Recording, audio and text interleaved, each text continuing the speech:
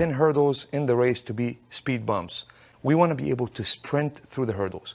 The first step of getting the speed bumps out of the way, where we can carry the most velocity through the hurdles and have a great performance, is to teach the correct and complete trail leg movement. We have to get the anatomy and the biomechanics of the trail leg straight. The trail leg moves as soon as the athlete leaves the ground. And so as soon as the athlete starts to go in a vertical, actually you're moving vertical and horizontal both at the same time. As soon as the athlete leaves the ground, the trail leg has to come forward. So what you do is you move the knee into the armpit to actually shorten the lever. You don't want to have a long trail leg keeping it open, because one, you're going to hit the barrier, and then two, it's going to be really, really slow.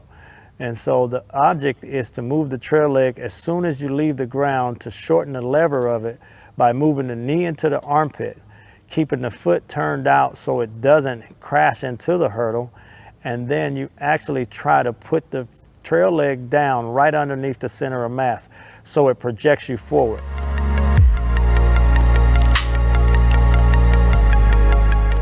Whether a hurdler is a good hurdler or somebody that never hurdled before, we're going to start with stationary trail leg drill.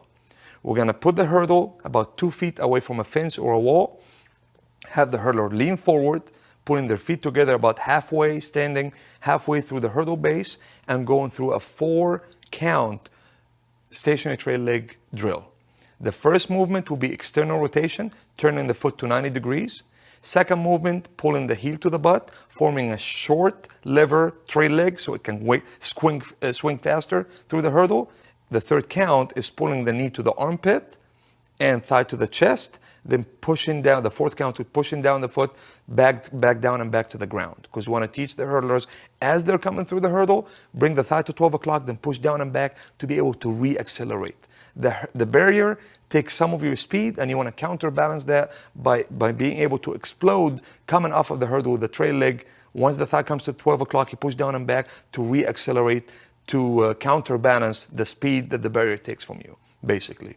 So 4-count, stationary trail leg, that's the first progression. Second progression, 2-count stationary trail leg. And basically in that one, it's the same exact like the first drill. The second drill, we're gonna do this movement in 2 counts. Count number 1, 90 degrees external rotation with the foot. Count number 2, pull the trail leg, heel to the butt, knee high through the armpit, thigh to the chest, and put the foot down in 1 movement. So that's the second drill to teach the correct anatomical trail leg movement.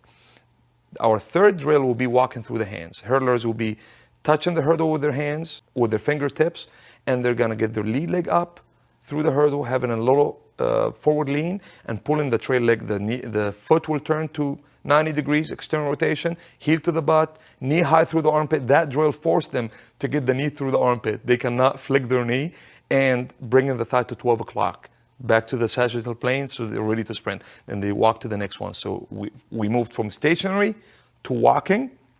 Then after that, we're gonna start doing walking drills from the side. So we're gonna set up a series of hurdles, walk on the side from the trail leg, teaching the correct lead arm movement. Lead arm, the direction of the lead arm is forward. We don't want the hand of the lead arm to go across the sternum. So the direction of the lead arm is at the direction of travel. We're traveling forward, so the lead hand will go forward.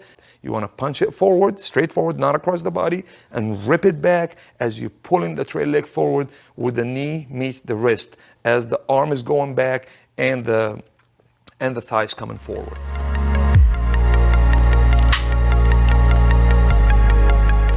Hurdler is a sprinter as well, so he has to be able to land on the balls of his feet with the trail leg pushing him forward. So it's important to actually move the trail leg in a fast motion by shortening the lever and striking the ground underneath the center of mass to project you forward, so you don't get yourself in a position where you're restarting every single hurdle. So restarting every single hurdle puts you in a situation where you're not rushing the hurdles anymore. And you have to be a really, really strong athlete, really powerful athlete to restart over 10 hurdles for it to even be remotely fast. So that's not the proper technique, and that's not what you want to do. So it's important to lead into the hurdle with the knee to raise the center of mass, and then move the trail leg with the knee into the armpit to shorten the lever so you can put the foot down underneath the center of mass to project you forward.